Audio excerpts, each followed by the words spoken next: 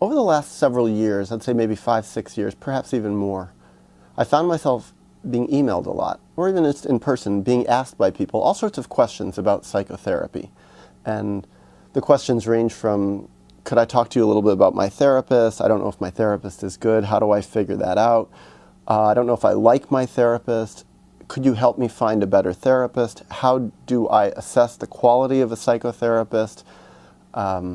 Could you refer me to a therapist? And many people have wanted me to be their therapist.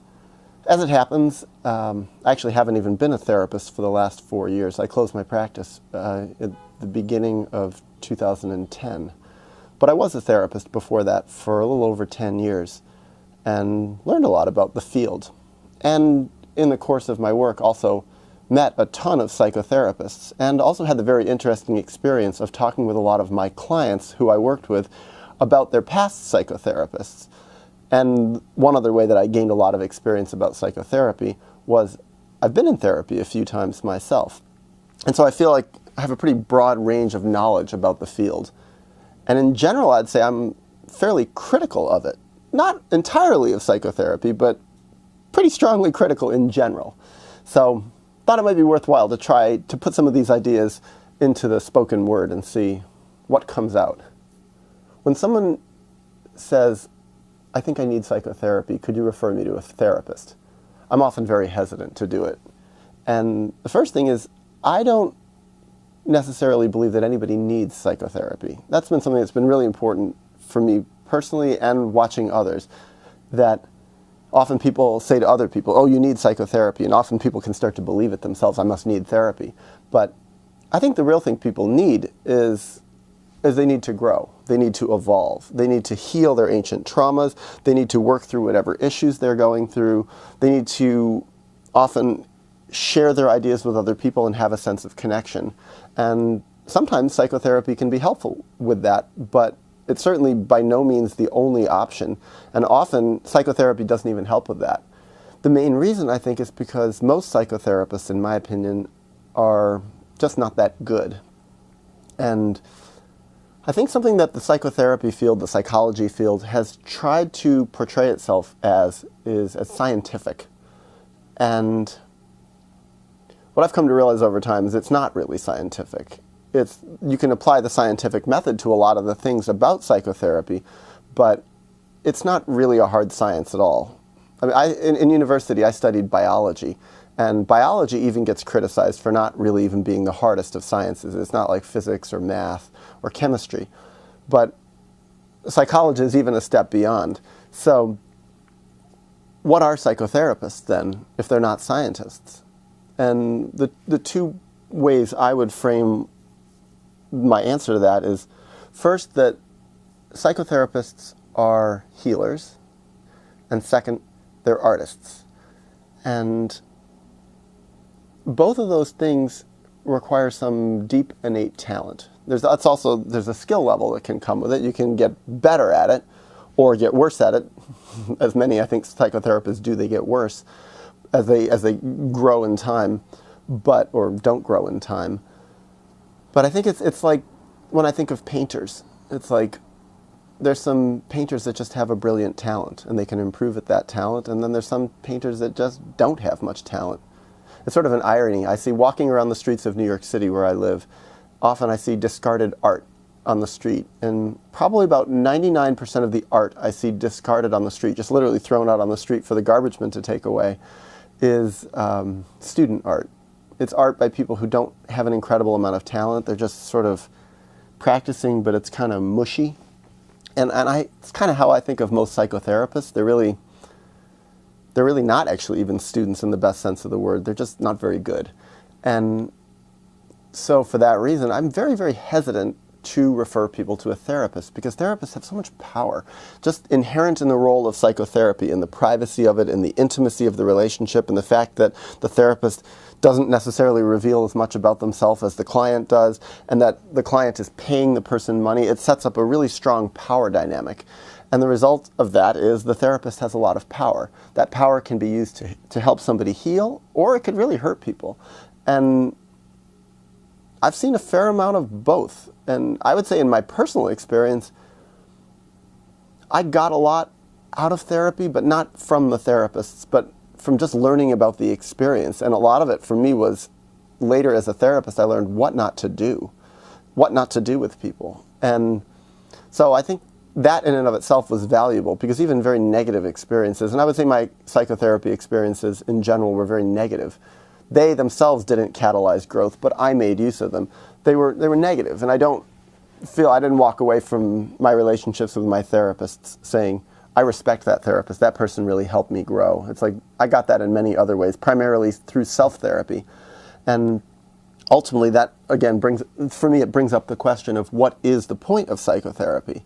And it took me a few years to figure this out, working with clients, but what I ultimately came to is the point is not necessarily to help people resolve specific problems, but to help people gain the tools to figure out how to help themselves grow. In so many words, I could say the goal of psychotherapy is to help people learn how to do self-therapy. So what I would say to the people I worked with often was, it's not that you're necessarily here to ultimately finish your growth process. What I think you're here to do is to learn what we're doing in this relationship, to learn what I am doing for you and helping you do, and take that, and take whatever it is that I'm doing and figure out how to do it yourself and get rid of me, render me irrelevant, make me moot. And that's a real challenge. Now, some people say, oh, you need a dyadic relationship. You need two people, a dyad, to be able to make therapy work. Well, I don't think so. I think therapy can be done entirely internally, within oneself. And it's not even so much that I think it. I know it, because I've done it. And I feel like I've gotten really good at it, and I've watched other people get good at it, and I've seen some people who just were inherently just somehow very good at it. And I think a lot of times people like that don't need psychotherapy. That is a big part of why, for me, I just have not felt any urge to go back to psychotherapy. I haven't been in any sort of relationship with a therapist since 2001, since the very beginning of 2001, and I just, again, feel no desire to go back. But that's not to say it's not helpful to people. For some people, it could be incredibly helpful as a learning tool, as part of their learning process. So if somebody does want to go to therapy, how do they find a good therapist? And how do they know, or if they have a therapist, how do they know if their therapist is any good? Psychotherapy is what I've come to realize, it's a really mysterious field. I remember when I first became a therapist, even though I'd been in therapy for some time, I didn't have a ton of experience as a client. All I did know was the therapist I was with, and that was a very limited amount of experience. And I knew a lot of therapists, but I didn't know actually what really happened, certainly in any sort of broad range of psychotherapy sessions. And becoming a therapist, it's like I'm becoming this thing that I really actually don't know that much about. I think most therapists, what they do is they become a lot like their own therapist. They use their own psychotherapist that they've had as their role model for how to be a therapist. And I didn't really like my therapist that much, so in a way I didn't have that as a role model. You could say that's a disadvantage, but I actually look at it as a real advantage, because what happened for me is I realized I have to be very creative, and I have to go to fundamental questions to figure out what is therapy. And it took me a while. So how does someone find a good therapist? And how does one assess their quality, considering it's such a mysterious field? And when I first became a therapist, what I did is I went out and got tons of books, started reading a ton about therapy. Like now when I go to a therapist's office, I went and visited a friend the other night who's a private practice therapist, and I was in his office and I was looking at all the books. And it's interesting because a lot of therapists have similar books. Okay, they have their Freud and they have their Jung and whatever else, but there's lots of other books. But I really particularly wanted books that had case studies on psychotherapy written by psychotherapists. I also found it very helpful when I found books written by clients about their therapy or former clients. But honestly, I didn't find too many that were that good. And also it's like, I was always suspicious of therapists who wrote about their clients, because it's a confidential relationship. So it's sort of like, why were they writing about their clients? Or if they were changing a lot of the stuff that happened in the therapy to protect their client's confidentiality or anonymity, it was sort of like, well, then is this realistically what happened? And and also I think a fair number of the therapists who write about what happened in therapy, that basically they shed some light on what's happening in that internal relationship, are fairly grandiose, and they're writing about it to make themselves look pretty good. So it's kind of a distorted picture.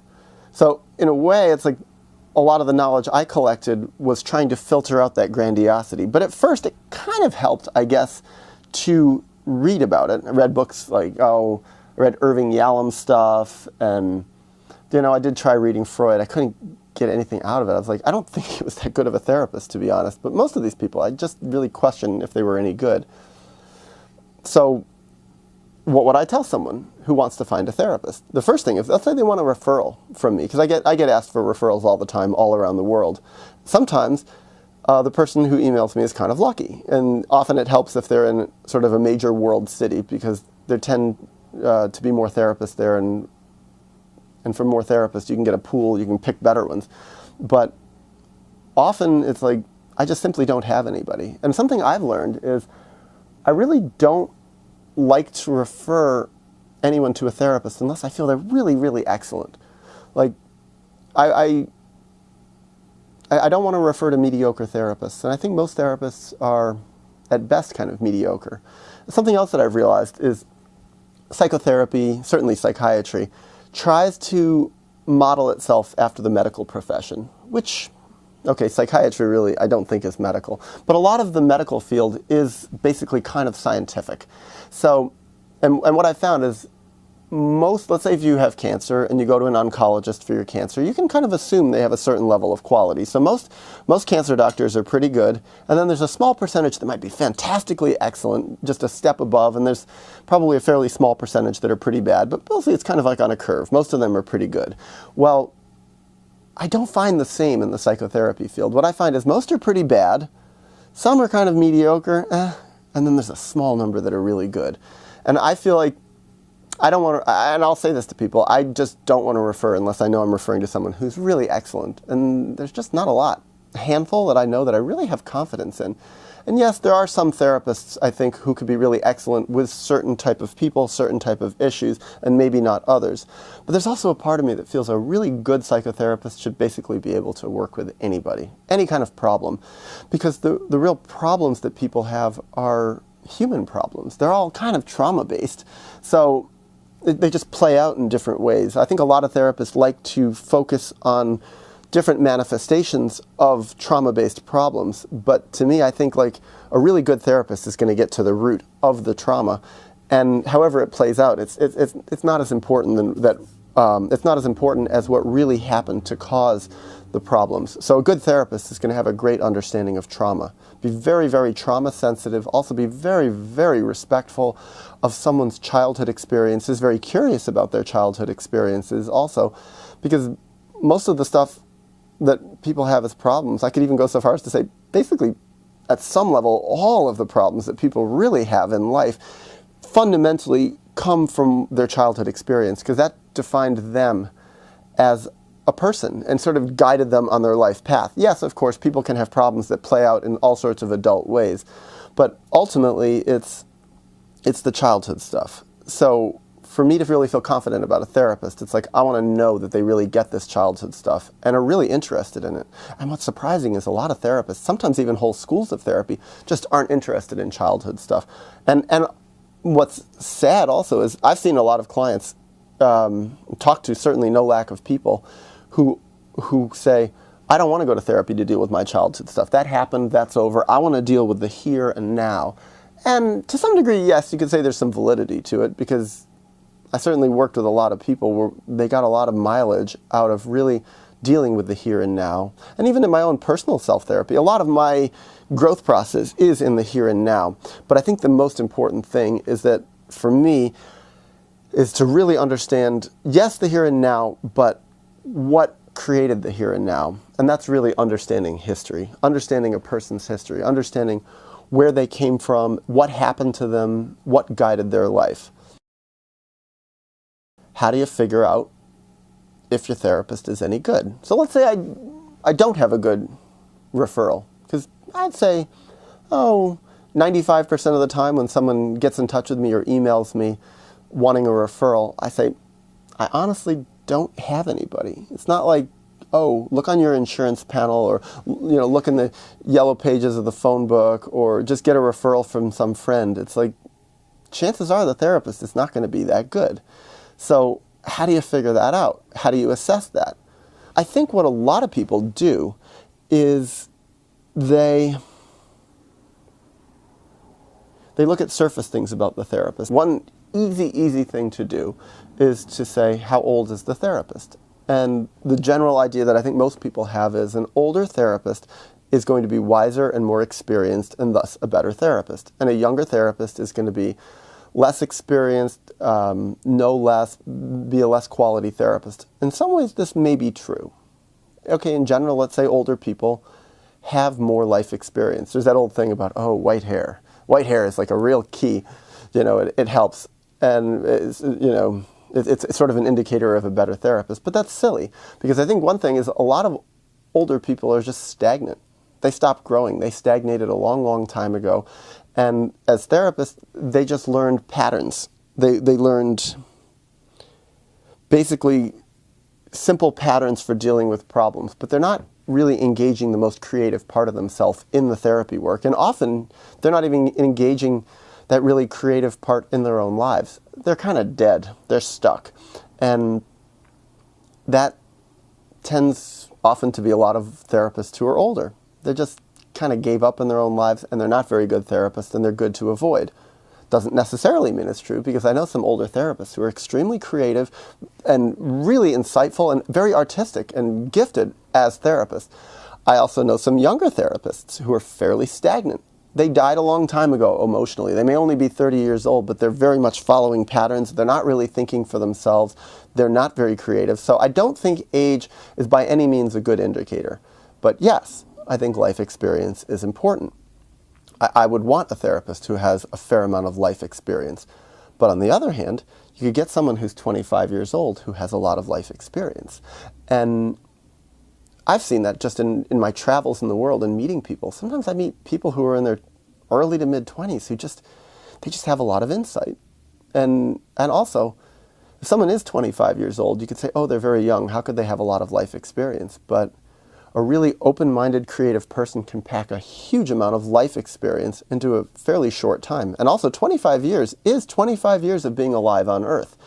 Also, another advantage of a younger therapist is that they're actually closer in age to their childhood. So often, I mean, not often, but it's certainly possible that being closer in age to their childhood could make them more attuned to issues around childhood trauma.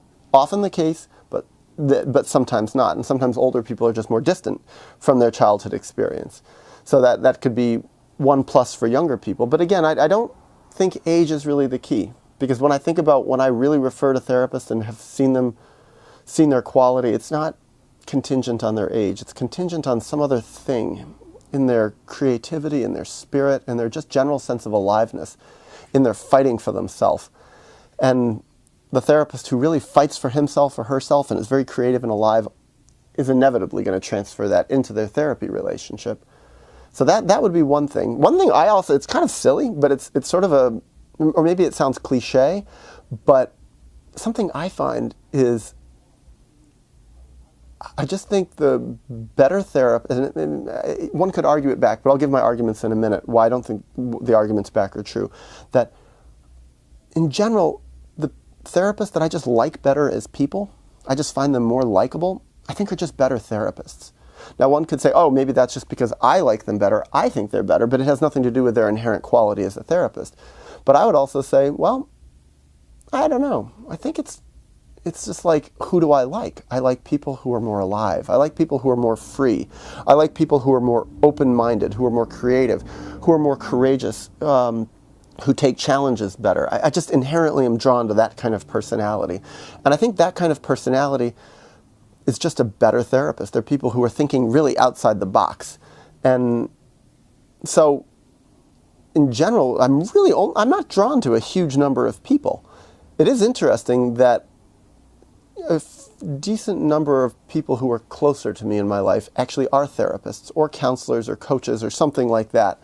And it's not necessarily that I'm drawn to them because we shared a similar profession, but instead because they came into this profession because they had a healing gift in their own lives and they realized they could transfer it to others. And I'm just drawn to people who have a healing-oriented frame and also have that sort of altruistic spirit of wanting to help other people. And good therapists have that. They actually really deeply desire to help people. Now, how does one figure that out?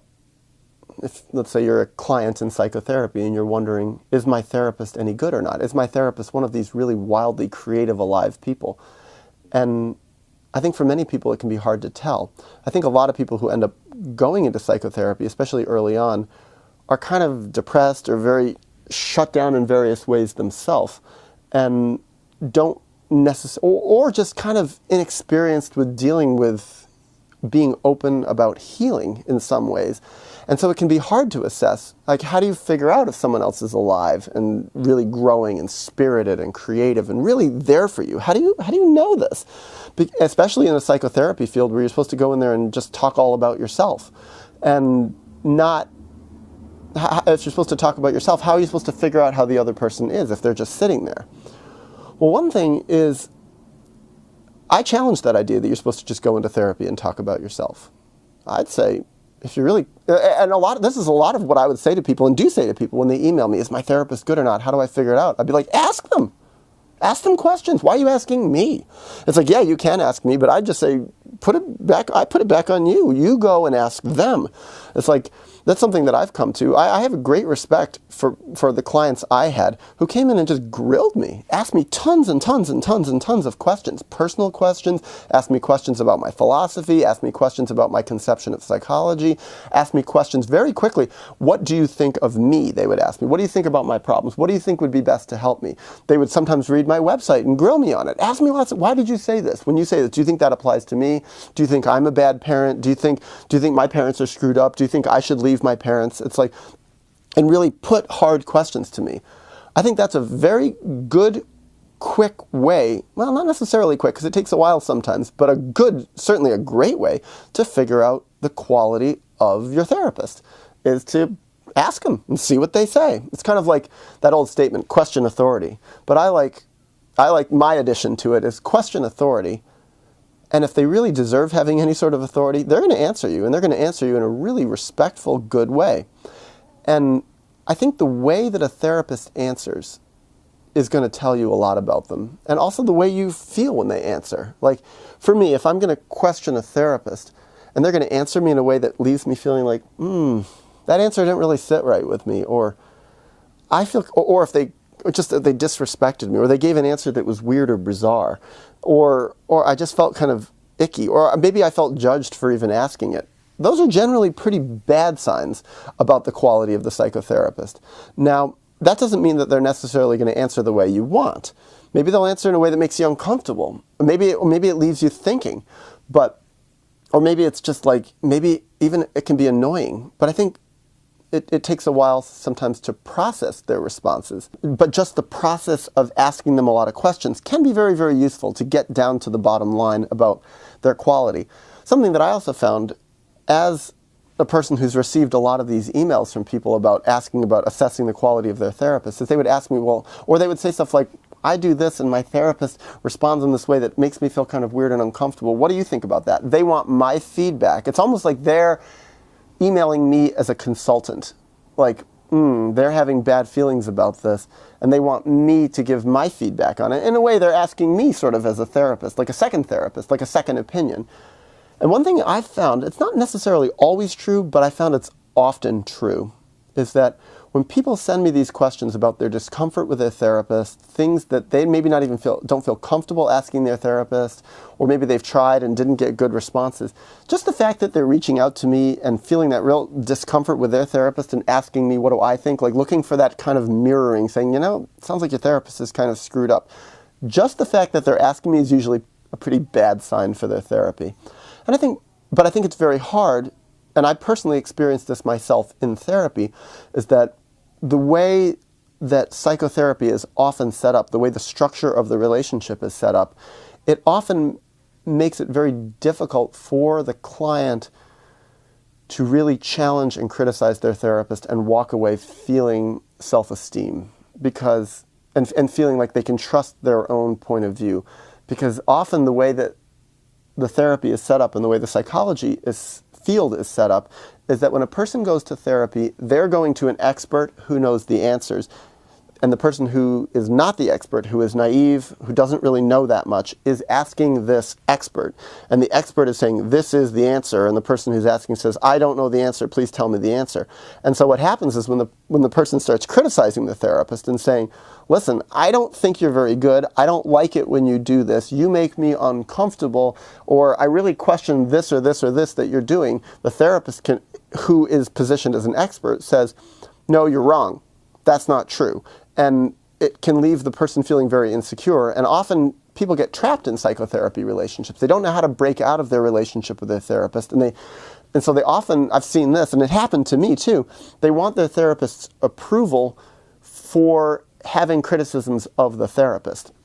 And more often than not, they're not going to get it. That's why I think a lot of psychotherapy relationships, that when people figure out they're not going well, they often don't end very nicely. It's like often there's not the nicest breakup. They don't usually leave feeling like, wow, my therapist sucked, but they really were very, very mature in helping me end this therapy relationship and left me feeling really good about the ending. Often when people end with a therapist and they don't really like the therapist so much anymore, it's kind of an ugly ending where it's kind of like a nasty breakup where the therapist doesn't really give very much approval to the person and kind of says, well, you're too immature.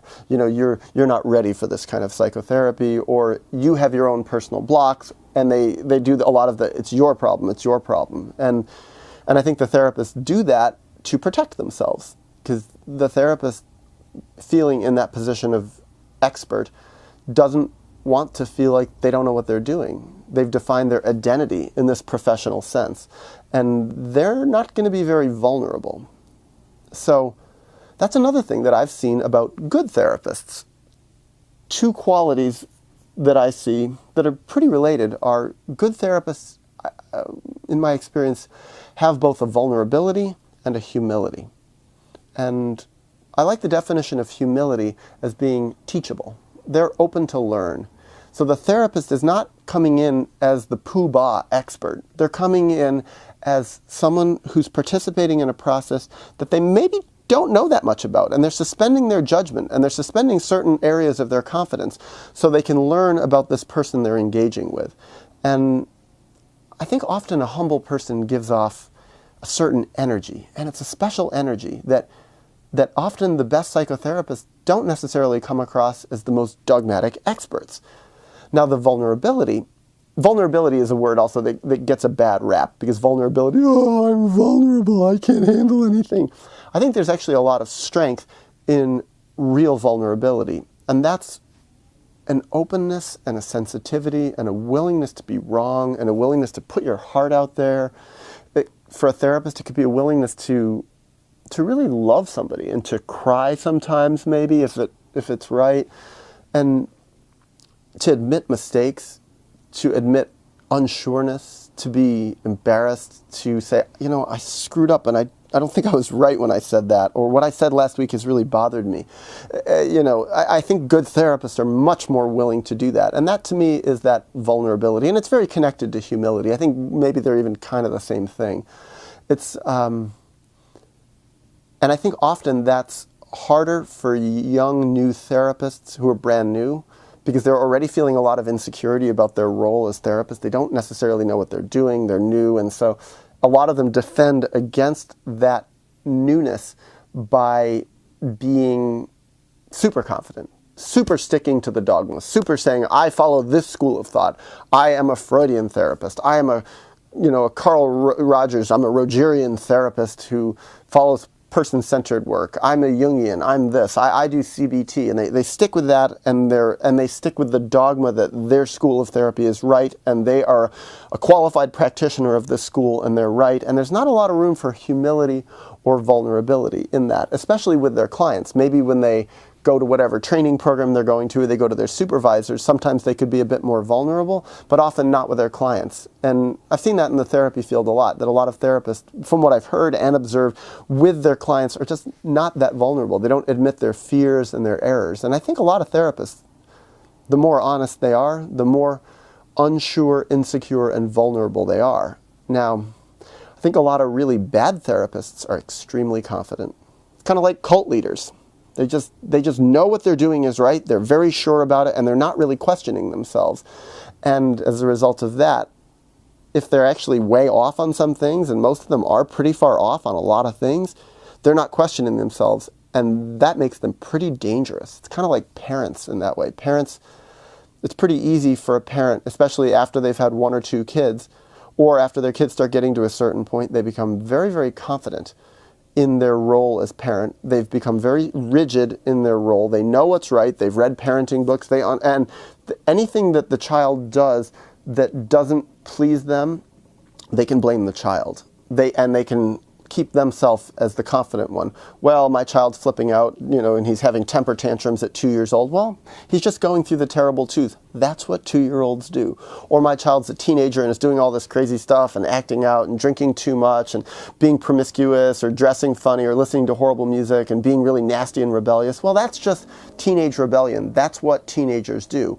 As opposed to with the 2-year-old, my kid's going through this stuff at 2 years old and is really acting out. Well, maybe actually I've caused a lot of this, or maybe, there's something that I need to look at in myself. It's a lot easier to just put it on them. Or as the parent of the teenager doesn't see how much they're actually not seeing their child, not loving them, not really respecting them, not nurturing them, and inducing this sort of massive rebellion from the teenager. And it's easier to just blame the kid. Do all sorts of stuff like that. I think therapists do that very, very much. And they even have all sorts of words and this mysterious vocabulary. Oh, the client's just experiencing transference and things like that. They're projecting onto me. They're having a reaction formation. Oh, they're just displacing their stuff. And the therapist isn't actually in any fundamental way questioning their own healthiness in this relationship, or questioning maybe that they're actually very screwed up and doing a lot of stuff that could be creating a lot of really negative stuff in their client. So, but how does one figure that out? I think part of it would be, again, asking the therapist. But then what if the therapist gives a sort of vague answer that doesn't leave one feeling satisfied? And I think that happens a lot of the time. I think that's when it comes down to ultimately a person has to trust their own instinct. But that brings up a complication too, because when you say to someone who's in psychotherapy, trust your instincts, what about when their instincts contradict what their therapist is saying?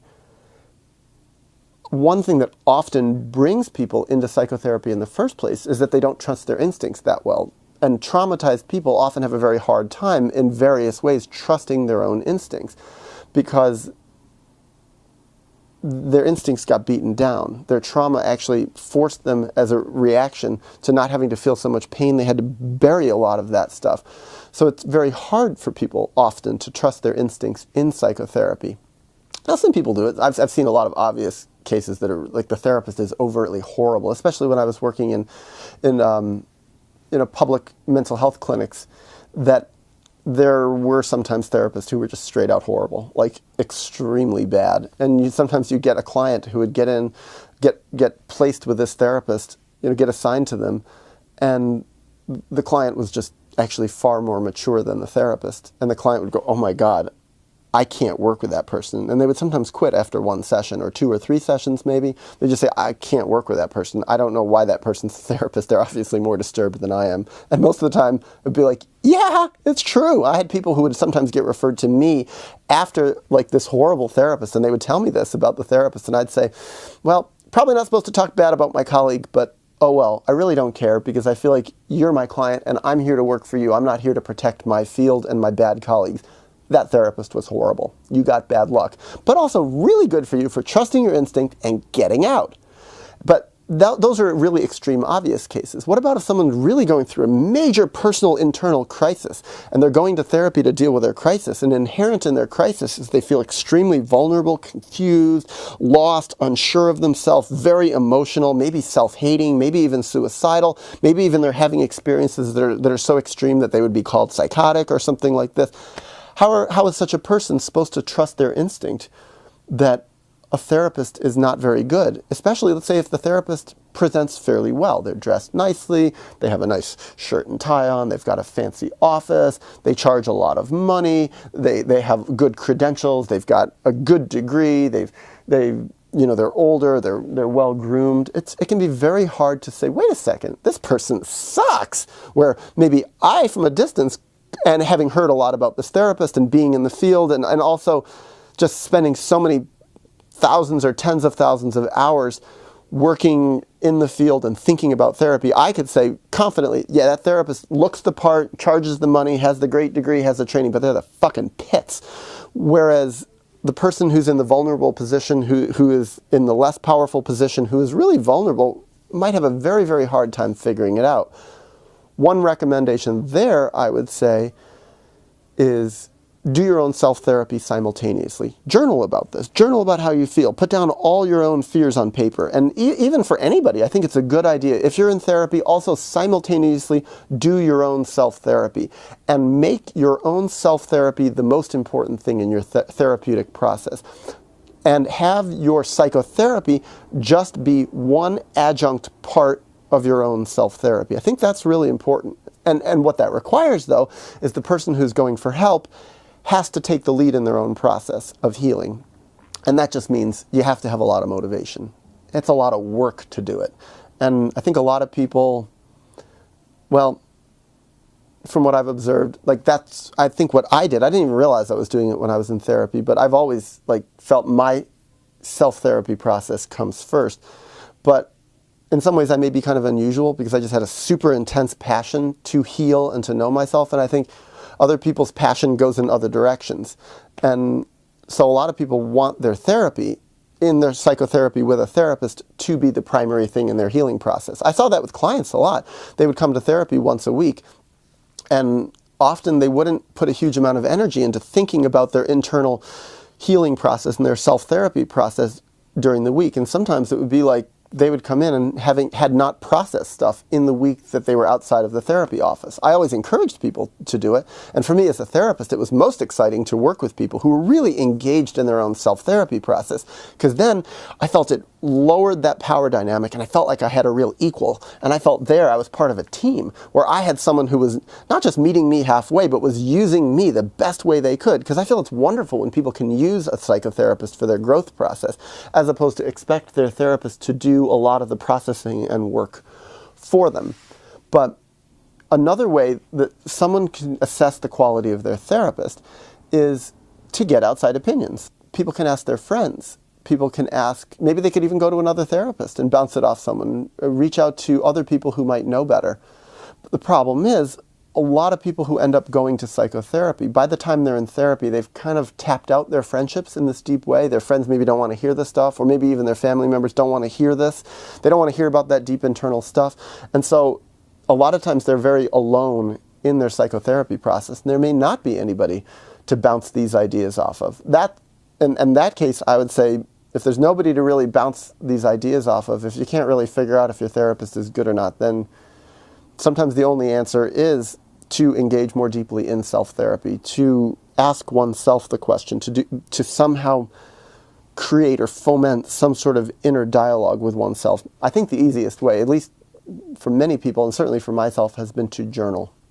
Just journal, get the ideas out, and really look at what you're writing and take it seriously. Take seriously your feelings. If you really feel your therapist is not that good, and your therapist is not giving you mirroring, it's not saying, because most therapists would never admit it. They're not going to say, yeah, I do suck. You're really questioning me, and you're really smart to question me because I'm actually not that good. It's like, I don't know that I've ever even heard a therapist who has said that.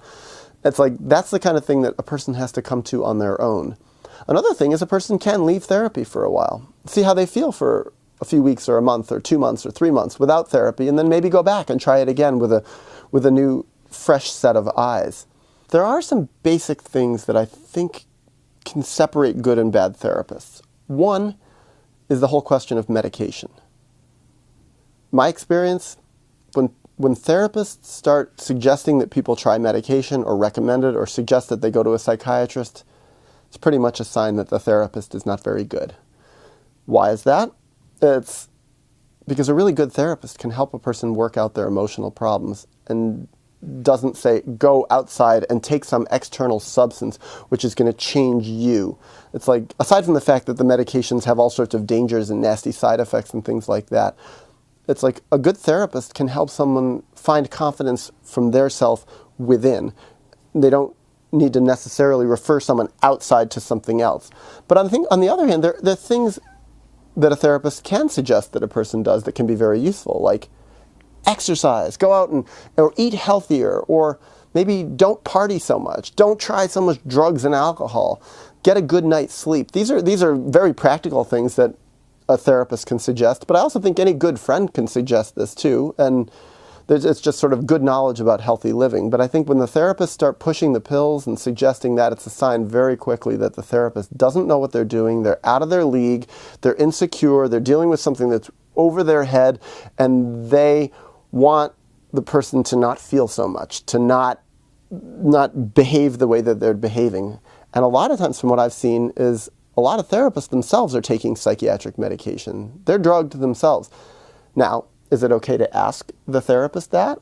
Ask them what their opinion is on medication, ask them if they take psychiatric medication themselves, ask if they've ever been on psychiatric medication or what their opinion about it is, etc., what their experience of it was. Yes, I think it's great to ask. I think it's really, really important. And actually, some of this I wish I knew more about when I was in therapy, because I probably would have asked a lot more questions. Though when I did ask questions, I didn't really get very many good answers. But I think a lot of therapists do shy away from answering personal questions. And I think in a way there can be times where it's appropriate, not necessarily to answer certain personal questions. Though I really think about that more and more now. Having been away from being a psychotherapist for 4 years, I'll leave that one open. I'm not so sure about it, because certainly during my 10 years of being a therapist, I became much more open to answering personal questions as time went on. Early on, I didn't answer much. I wouldn't answer stuff like, am I gay or straight? Am I in a relationship?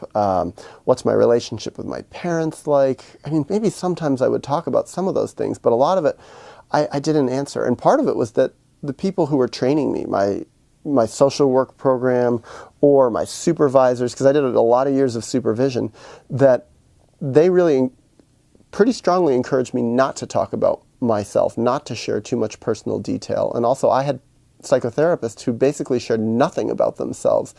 And I kind of followed suit. And over time I came to realize that in many cases it was an error. I really wished I'd shared a lot more. And toward the end I did share a lot more. And I think, look at me now, sharing stuff on YouTube for general public consumption. But I don't know. I think there's still maybe cases where it's okay for a therapist not to answer personal questions, but if a therapist is not going to answer personal questions, to give a really good reason for it, and to really be very gentle about it and very kind, and to try to be still helpful to the client, because obviously if the client's asking, it's for a very good reason. Maybe the reason isn't always apparent. Maybe someone's asking for all sorts of other reasons, but underneath it, there's always a good reason. So, I don't know. I think if I was going to be a therapist again, I'd probably be a lot more open about answering personal stuff. But most importantly, to handle it gently and respectfully. And because there are all sorts of schools of therapy that are like, they're basically therapist protecting. You know, the therapist should be a blank slate and hide behind some sort of screen and let the client project their ideas onto them. And a lot of that, I'm not so into that. I think if I were a therapist again, and certainly toward the end of my psychotherapy experience, I didn't want people projecting that much onto me. I wanted people to know me for me.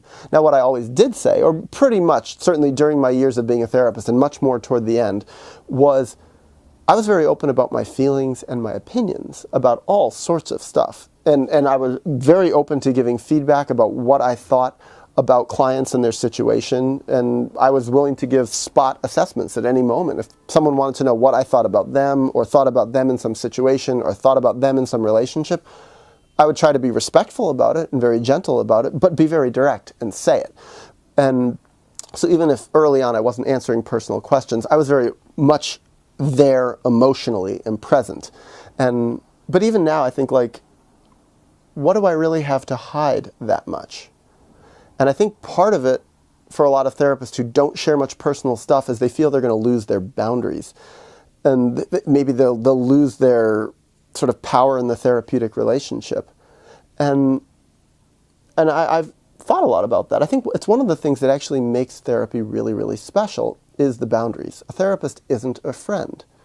They're not someone who's just there for a casual relationship. They're there for a very strong purpose, to help the client know themselves better, to evolve, and to grow. They're not there to meet their own personal needs. That's the whole point of the therapist taking money. The therapist takes money in this relationship, and that's what they're getting out of it. They're not there to get their emotional needs met. They're not there to be loved. They're not there to be cared about. They're not there to be necessarily respected entirely. They're there to help the other person grow, and they're taking money. And it sounds kind of blunt, but I think that there's a wonderful sort of simplicity to it. It's not like with a friend, it's like there's a real mutuality where it's like, in general, I think it's really nice if friends give as much as they receive on an emotional level, and they're there for each other. Sort of one is there for one at some time, and the other is there for the other at other times. And I think psychotherapy is not like that. It's always pretty clear who's there for whom. And that's something that, I mean, that I really like. Now, there are some exceptions. I remember once I got a kidney stone that descended right in the middle of a psychotherapy session, and I became violently ill and had to go to the emergency room. And I was working with someone, and the person I was working with, who actually, funnily enough, was very mistrustful of me for various reasons, and we had a fairly conflicted therapy relationship, which actually was really good in a lot of ways because we hung in there for a long time, and I think it was very valuable. But this person actually brought me to the emergency room and helped half save my life. And it was very strange. I didn't feel right charging for that therapy session and didn't. But it was like, it was sort of a bizarre, odd thing. But I think in general, it's like, no, I was not there to have the clients meet my needs at all. It was very clear it wasn't that. And I think by making that so clearly defined, what the boundaries of the relationship are. The client is there to come on time, to show up, to do their work, and to pay the money, to respect whatever boundaries of the office situation we have, like, can't attack me, can't physically hurt me, things like that, but can be nasty to me, can insult me, can pick on me, can say whatever they want, can say that I'm ugly or smell or whatever they want to say. It's all okay. Past that, my job is to be there for them. And I think what can happen in that way is it can nurture a relationship for the client where the client feels really safe. Perhaps for the first time in his or her life, feels really safe to expose himself on an emotional level, to really be himself, be who he really is, as they say, warts and all, to really not necessarily be a nice person. Be an honest person, maybe a person who shares about things that are really unpleasant or ugly or nasty, or share about historical things that are extremely painful, share about ideas that are not necessarily socially acceptable.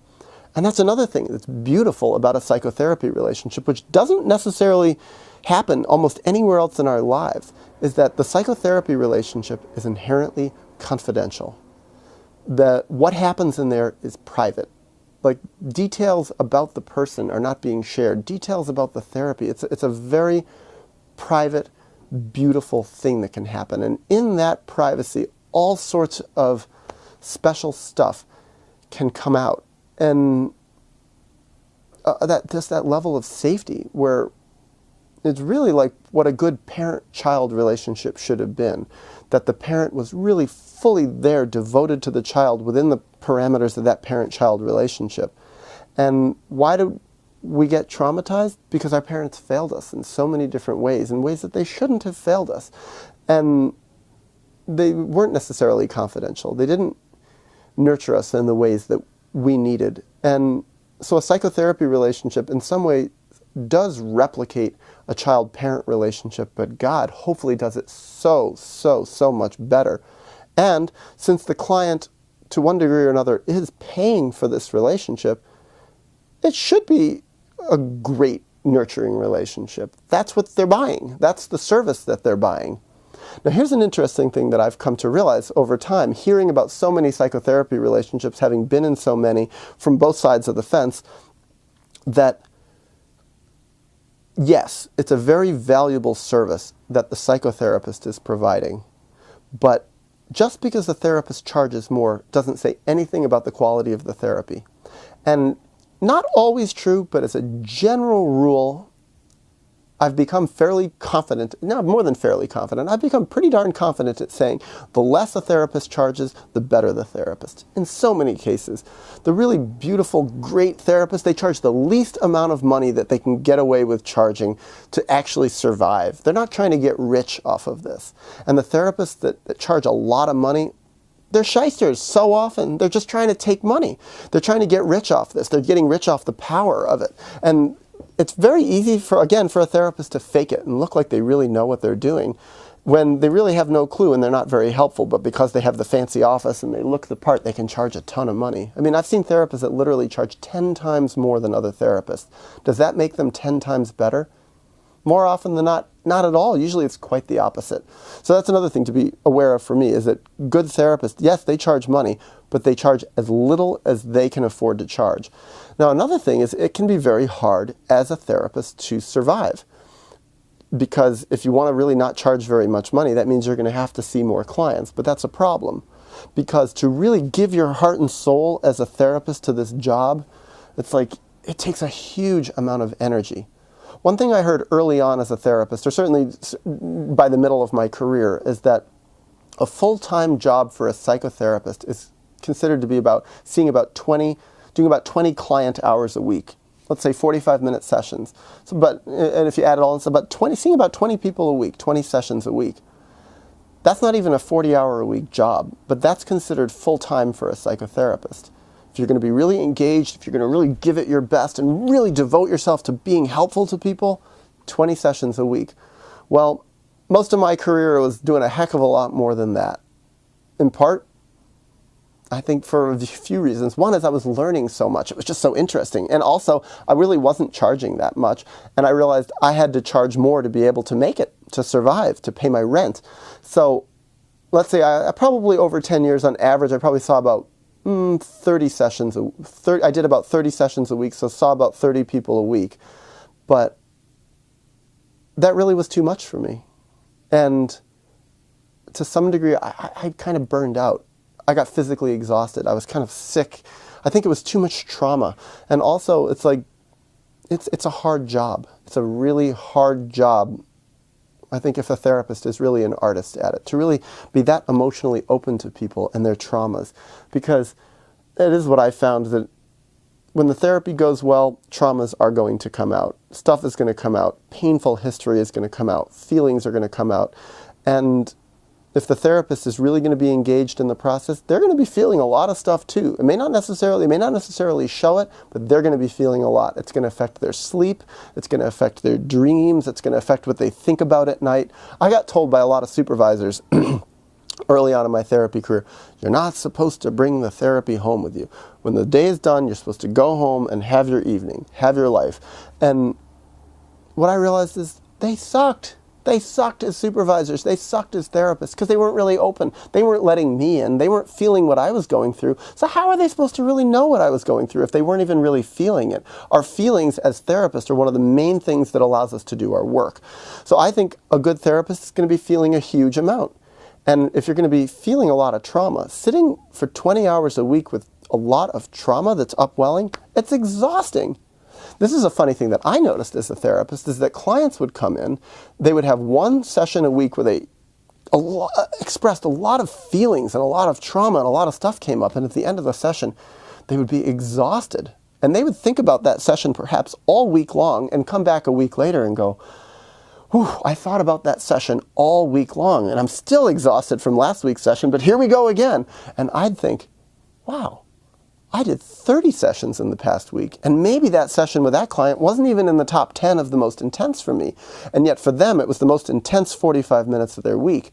And often clients mirrored that back to me. They would say to me, how in the world do you do this all week without totally burning out? And I think for me, part of it is that I think I'd done a lot of my healing already, so it didn't confuse me as much, but it still did exhaust me. And eventually, yeah, it did kind of burn me out. I had this thing called vicarious traumatization I was also traumatized by just being around so much upwelling trauma and hearing so many painful, painful stories and feeling it and going through what people were going through with them. And it was exhausting. I think it's been wonderful for me actually to be away from being a therapist for 4 years. It's been 4 years and a month now, 49 months that I've been away from it. Yes, I've still been in the mental health field. Yes, I've been making mental health documentaries that are actually very critical of the mental health field, and that feels good because I feel like the mental health field desperately needs to be criticized a lot more, because in general it's just a horrible field. The way it's been set up, psychiatry in charge, it's like all this medication stuff, mental hospitals, diagnosis, it's like yuck. And that's another thing that I wanted to say, and I think I'll close with this. It's another quick way to assess a therapist is to find out their opinion on diagnosis. In general, and almost entirely in specific, diagnosis is stupid. The way that we do psychiatric diagnosis, giving people these labels, obsessive compulsive disorder, major depressive disorder, dysthymia, generalized anxiety disorder, schizophrenia, subtype paranoid, this and that, and schizoaffective disorder, and bipolar, rapid cycling, and all this stuff. It's so stupid. It's like, these aren't real diagnoses. And so many therapists really do believe in these diagnoses. That's what we're trained to believe in school. We have to learn the DSM and many times have to write down diagnoses and use them for billing. But when therapists really get into believing that diagnosis is something that is valid, they're way, way off. Way, way, way, way off. It's like these specific psychiatric diagnoses are trivial and stupid. On the other hand, can a therapist make a diagnosis that doesn't use psychiatric diagnosis? And that I would say yes, but I don't even like to use the word diagnosis because it's so medical. I would say more of coming up with a picture. I like to think of it as, especially in the first session, when we're supposed to be doing an intake as a therapist and coming up with a person's diagnosis and asking them all this question, I think of it more like an artist, where I'm sitting there sketching and doing a sketch of the person's life and their social life and their historical life, their childhood and their family relationships and their personal relationships and their interests and their, all sorts of things about them, and coming up with a really detailed sketch. But it's a sketch, it's not a painting. And over time, getting to know someone a lot better. It's like filling in the details and not using charcoal anymore, but now maybe using watercolors or oil paints. But really getting to know a person that way and getting a three-dimensional picture of their life and getting to understand them better. If you are willing to use the word diagnosis, that would be my diagnosis, to really understand the real intimate three-dimensional picture of a person. And I think when you get a great artist, you can get a really fantastic sketch very, very quickly. I've seen some Picasso sketches that, oh my God, or Van Gogh sketches later in his career. It's like really good stuff, like getting the proportion right and the dimensions and all this kind of stuff. It's like, I'm not really an artist in that way, but someone who can really do a crisp, detailed, beautiful sketch about something. And I think a therapist can do that too. Very, very quickly, a good one. I think bad therapists, often you can give them all the time in the world. You can give them months or years, and they still don't even know really who they're sitting with and what's going on with that person. And that's been shocking to me as a therapist. When people came to me and said they were with a therapist for 5 years, and they described the therapy, and I realized, God, that therapist didn't really even understand the person they were sitting with. Probably in no small part because the therapist didn't even understand himself or herself. The therapist was a nitwit. And unfortunately, with the psychotherapy field, it churns out a lot of nitwits. And a lot of the training programs are stupid. A lot of the fields, the different schools of therapy are just stupid and based on dumb ideas. And so you get the blind leading the blind, so to speak, and the dumb training the dumb, the not very psychologically sophisticated training other people who maybe had a lot of talent but got lost in some school. So again, I'm not big into any of these schools of therapy. I'm not really into even training. On the other hand, how does one learn therapy? Well, maybe that'll be a whole other discussion and a different thing. But anyways, meanwhile, hope this has been kind of helpful.